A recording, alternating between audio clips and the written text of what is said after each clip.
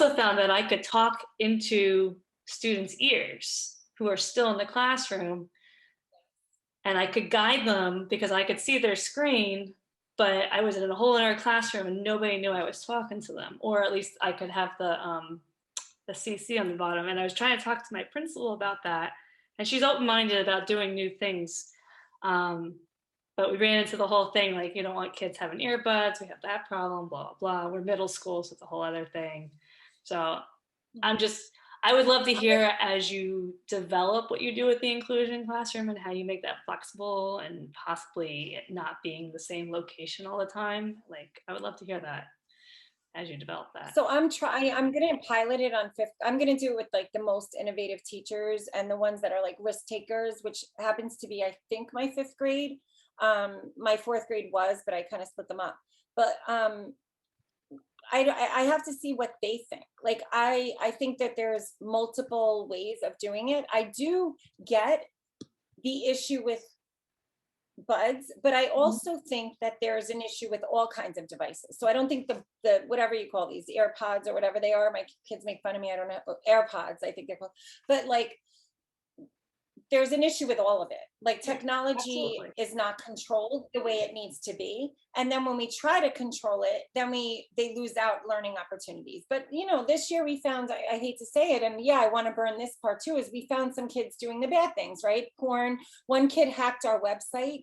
And actually, I told him he needs to be part of our tech team next year. He literally hacked it and wrote messages under my name. I said, oh my God, if anybody misspells, like, he literally got in and he made, it was a whole mess of a thing. But yeah, there were a lot of things that happened because there's so many different layers of technology that we're not even caught up with, right?